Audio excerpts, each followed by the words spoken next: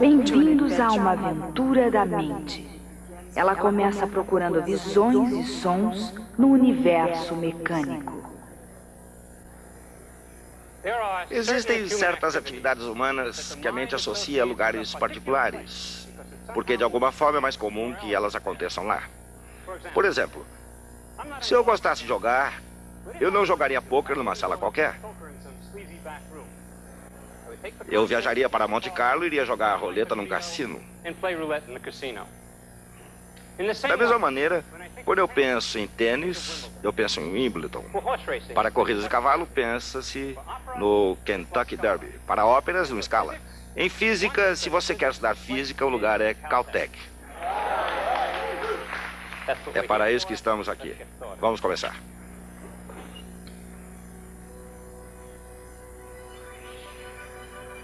Existe um ramo da ciência chamado cosmologia, que se caracteriza pelo estudo do passado, presente e futuro do universo como um todo.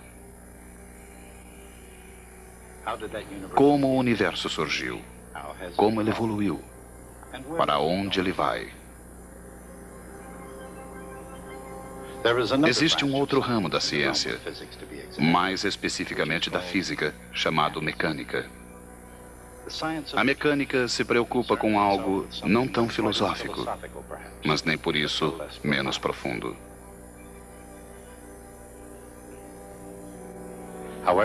Como quer que tenha começado, seja qual for seu destino, como tudo funciona.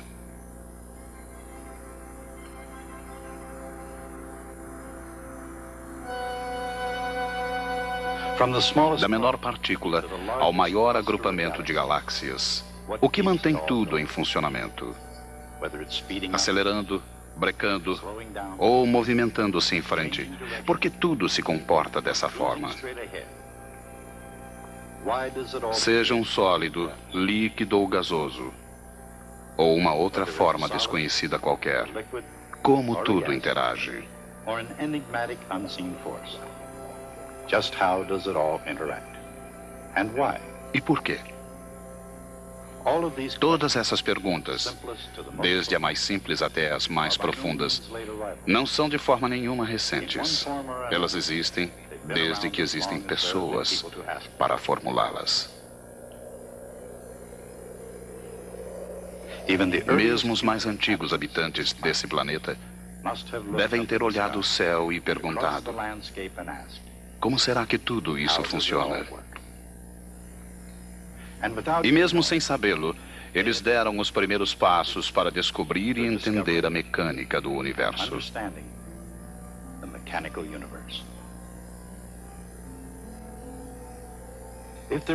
Se houver uma chave para entender a mecânica do universo, ela deve ser encontrada no domínio da matemática. E entre as antigas civilizações não existiram maiores matemáticos que os antigos gregos. O trabalho dos matemáticos gregos ajudou incomensuravelmente no avanço da ciência. No cálculo da área do círculo, por exemplo, trabalharam tanto que acabaram finalmente obtendo o número π. Apesar de, ou talvez por causa dessas brilhantes descobertas, os gregos ficaram para trás. Uma vez que a sua idade áurea terminou, eles atribuíram um valor menor para as perguntas do que para as respostas. Assim como as perguntas eram poucas, o homem acabou adotando a mecânica de Aristóteles com as ideias de Platão. Em seguida, o sistema de Ptolomeu, onde os planetas giravam em torno da Terra uniformemente, foi adotado por ser tão adequado ao conhecimento vigente. E ele sobreviveu, sem contestação, até a Renascença. Os dirigentes intelectuais da civilização ocidental adotaram o padrão cíclico conforme o ideal platônico. A pergunta não é realmente por quê, a menos que seja por que mexer com a perfeição. A resposta é como. Como 1500 anos após Ptolomeu, a ideia de circunferência perfeita caiu. E o que deve parecer uma outra contradição da lógica, como que um novo mundo, tomou forma no candinho da Revolução Científica. Ela começou quando um monge polonês extremamente curioso, Nicolau Copérnico, olhou para as estrelas e viu as coisas de uma forma diferente. Entre outras coisas, no sistema solar de Nicolau Copérnico, a Terra orbitava em torno do Sol, e não ao contrário. Por que Copérnico viu o mundo desse jeito? De um ponto de vista científico, como tal visão fez dele o primeiro revolucionário do mundo? Uma ponte intelectual que passou milhares de anos ondulando precariamente ao vento das mudanças. Pilares de uma comunidade acadêmica arcaica foram assediados com perguntas ameaçadoras. Ninguém foi mais dotado para preencher esse vazio intelectual do que Galileu Galilei. Apesar de o mundo da Renascença italiana ser ainda governado pelas ideias de Aristóteles, Galileu foi uma exceção à regra. Ele era um copernicano com a coragem de suas convicções. Em outras palavras, ele teve a ideia correta na época errada. Seus críticos vieram em defesa do status quo. Mas se a Terra realmente gira, por que uma bola largada do alto da Torre de Pisa, por exemplo, cai diretamente para baixo? Por que não na próxima cidade? As respostas eram mais perigosas que as perguntas. A Igreja, que o considerava como uma ameaça a Roma e uma afronta ao bom senso, preveniu-o para deixar as coisas nos lugares devidos.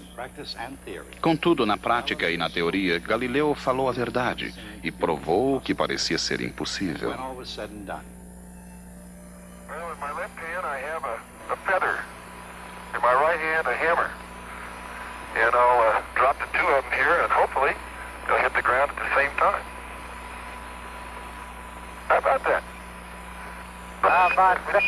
Mr. Galileo was correct in his findings. As descobertas de Galileu não eram só corretas. Elas se tornaram na história um exemplo espantoso da imaginação científica em funcionamento. Com sua mente brilhante voltada a explicar o universo em termos científicos, os experimentos de Galileu levaram-no a descobrir a lei da inércia. Com inusitada visão física, ele previu corretamente a trajetória parabólica dos projéteis, bem como as leis dos corpos em queda. Ainda hoje, quando se discutem esses assuntos, muitas questões que estão por trás dessas experiências são tão desafiadoras quanto eram há 3 séculos atrás. Como Galileu calculou a trajetória dos projéteis?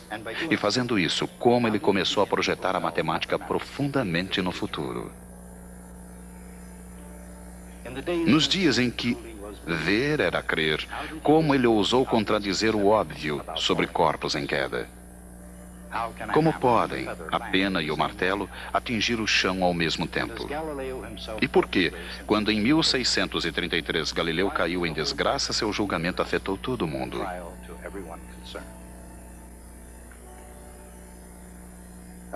E na mesma época, diariamente, havia uma pergunta desafiando o matemático Johannes Kepler.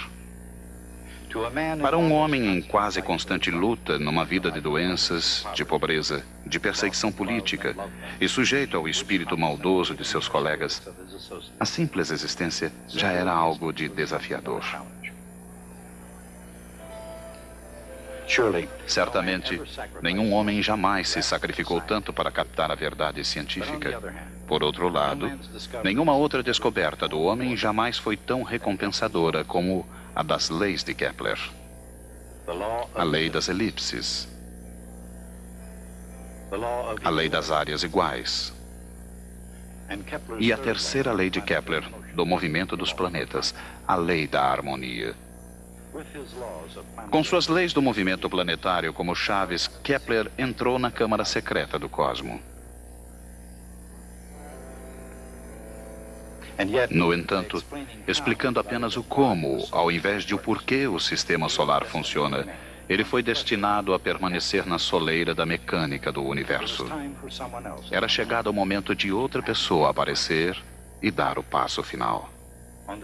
E nessa trajetória, que nos levou diretamente à Lua, veio Isaac Newton com suas cruciais perguntas. Por que uma maçã cai? Se a maçã cai, por que não o faz também a Lua? E se a maçã e a Lua caem pela mesma razão, por que a Lua não se choca contra a Terra como uma maçã?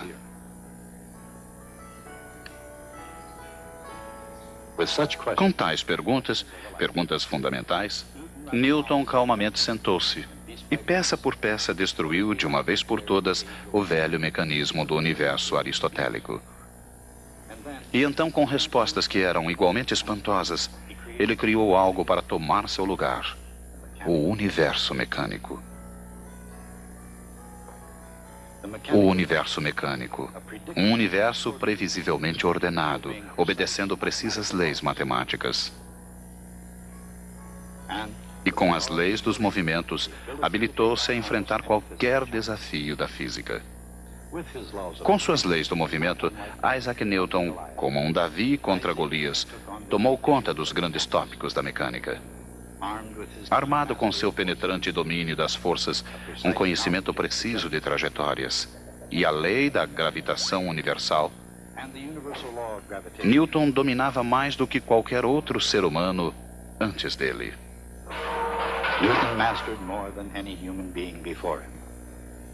Por isso, ele mereceu atenção especial e um considerável número de seguidores.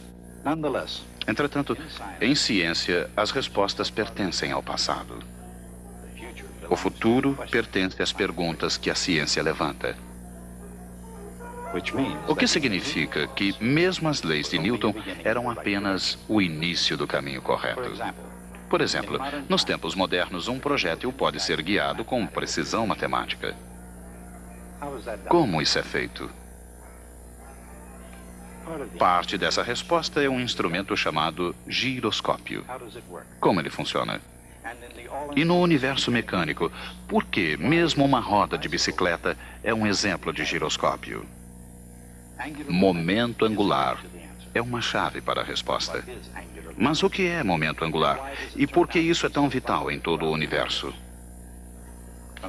Desde a extremidade das mais distantes galáxias até a roda-moinho dos escapamentos de água das banheiras caseiras, o momento angular influi em tudo que está em movimento circular.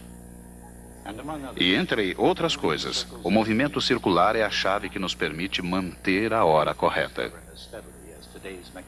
Poucas coisas nos governam tão fortemente quanto a mecânica que estuda o tempo. Embora o homem tenha mais tempo à mão hoje, a preocupação com ele não é um fenômeno recente. Na verdade, o que é recente é o fenômeno do tempo preciso. Ele surgiu gradualmente, dia após dia, durante 4.000 anos. E finalmente chegou com a compreensão do movimento harmônico. O que é movimento harmônico? E no subir e descer, como o movimento harmônico realmente funciona. E entrando diretamente na mecânica do universo, como ele é relacionado com o movimento circular? A resposta não é tão misteriosa como pode parecer. E não há nenhuma razão para tratá-la por rodeios. No entanto, algumas vezes ajuda. Tudo o que é preciso é um pouco de cálculo diferencial. Enquanto o cálculo diferencial de Newton infiltrou-se e alargou-se na mecânica do universo, a extensão de sua generosidade era consideravelmente mais estreita. O barão Gottfried Wilhelm Leibniz percorreu as paisagens europeias com a confiança suprema e tinha um bom número de motivos para isso. Como diplomata e matemático alemão, Leibniz foi tão bem sucedido que Voltaire o caracterizou como um exemplo de otimismo. Extrovertido, bastante aceito pelas mulheres, Leibniz não tinha nada em comum com Isaac Newton, exceto a descoberta do cálculo. Havia muito espaço no prato de Newton para que ele aí pusesse um pouco de bondade. Ele se achava merecedor de gentilezas, afinal de contas ele tinha criado as leis do movimento, a lei da gravitação universal, o telescópio refletor, uma explicação teórica da luz e cor. O número de suas conquistas era extenso para se listar. E contudo, apesar de tanta inteligência, Newton permitiu, se não até encorajou, uma amarga controvérsia com Leibniz. Esse episódio é apenas um dos emocionantes dramas do universo mecânico que ameaçou a reputação de um homem e a sanidade de outro.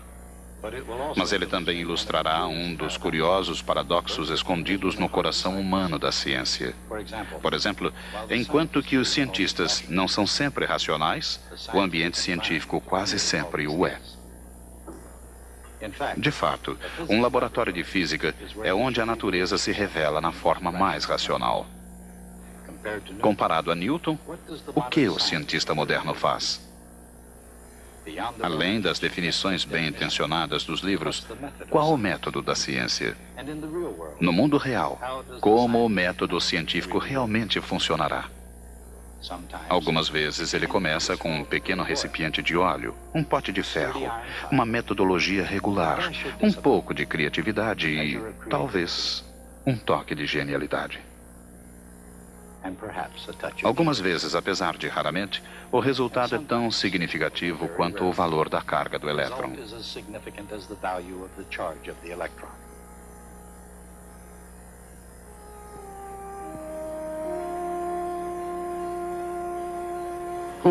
Quem foi esse físico?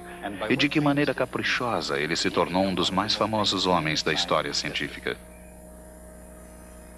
No passado, presente e futuro, físicos foram sempre fascinados pelos mistérios da natureza.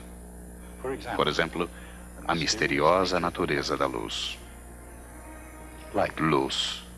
A sua real natureza tem sido quase tão difícil de se captar como a da quase incompreensível vastidão do universo.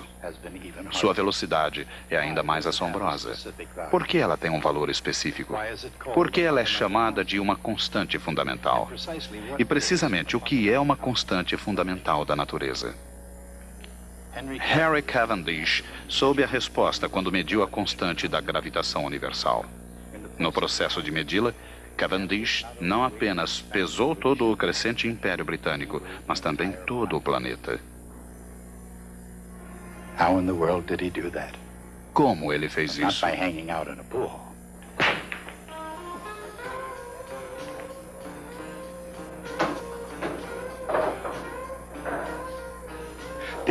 Estes homens seguem leis, embora não de forma exatamente legal. No entanto, eles utilizam perfeitamente as leis da mecânica clássica. Claro que nem todos os homens aqui conhecem completamente esse fato. A maior parte deles desce escadas cheias de giz para jogar dardos, ou com o fim de lucrar algo de outra maneira. Mas é provável que, quando certas leis de física são aplicadas da forma correta, todos os homens aqui presentes apreciam bastante seus efeitos.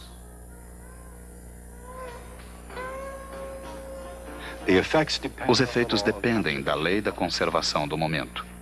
E da mesma forma, como o jogo de bilhar, ela também teve origem na França.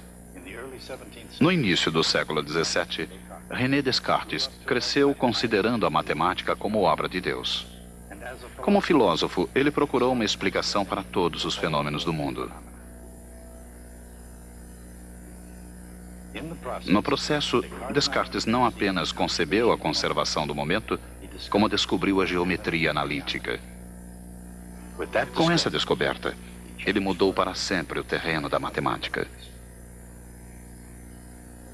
Como, por um meio ou outro, os grandes exploradores científicos chegam a um terreno desconhecido.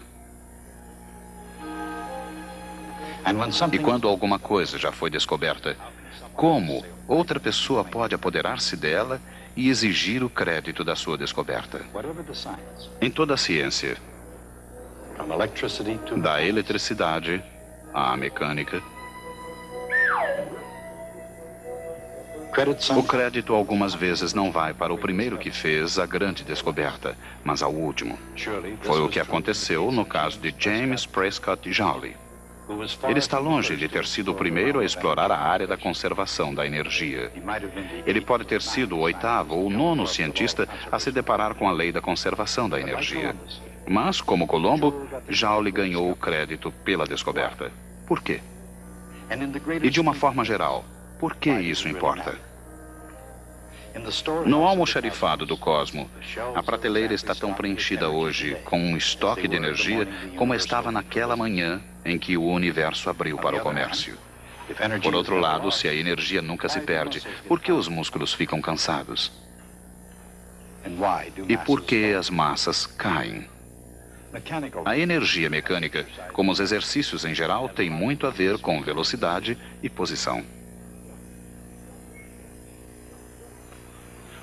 Por outro lado, a determinação da posição de um navio à deriva sempre foi um desafio no universo mecânico. Eletrônica complexa, sistemas precisos de rastreamento, pessoal altamente qualificado. Esses são os recursos da Guarda Costeira dos Estados Unidos. Além disso, atrás do que é visto, há as ferramentas da análise vetorial. Numa crise ou numa sala de aula, como pode a matemática vetorial ajudar?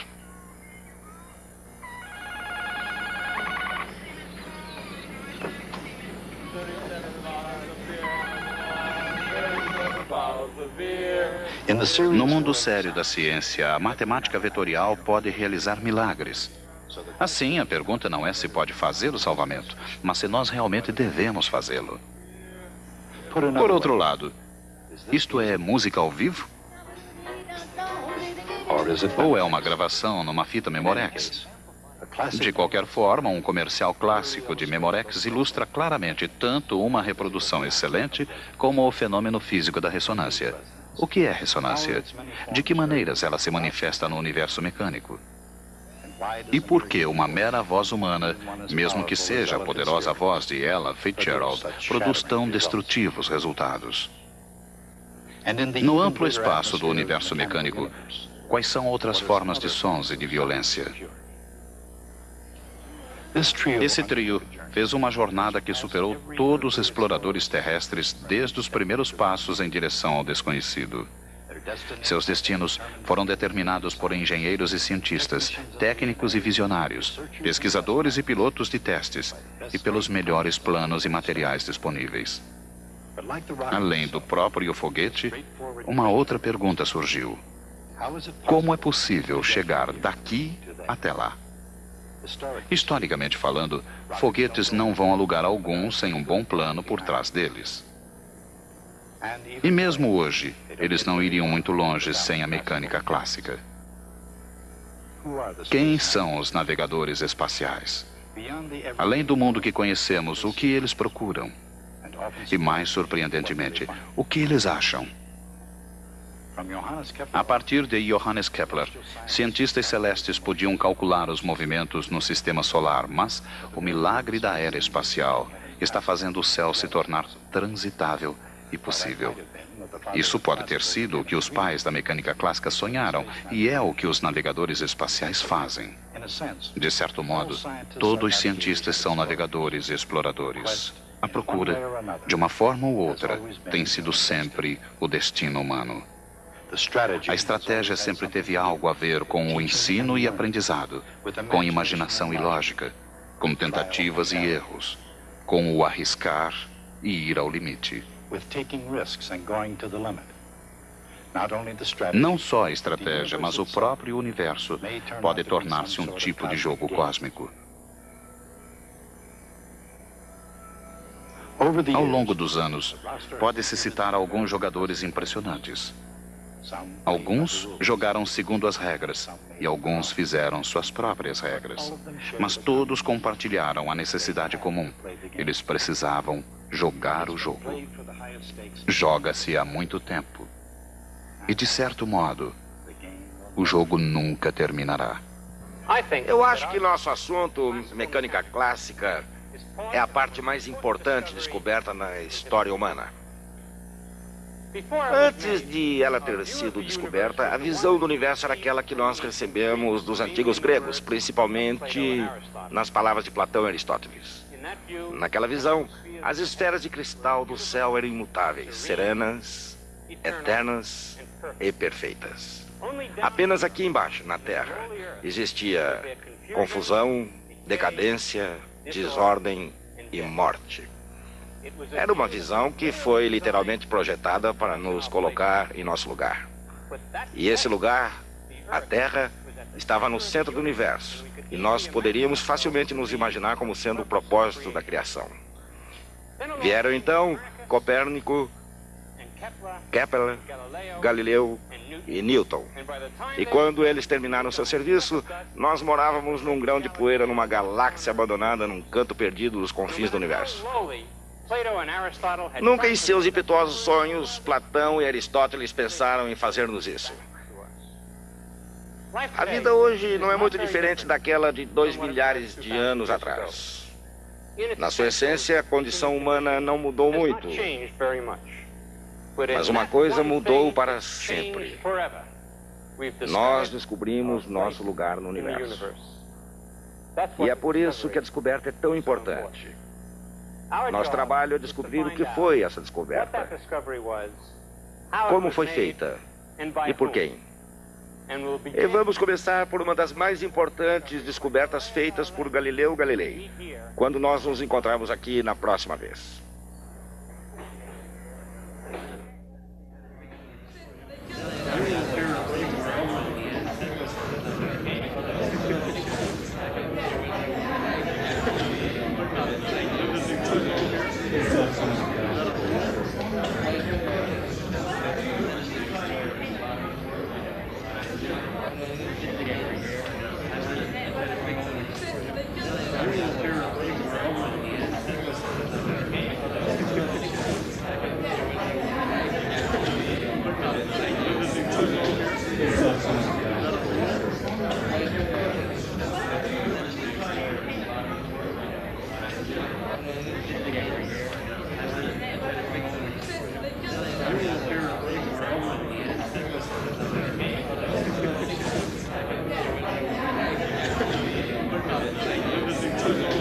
Exactly.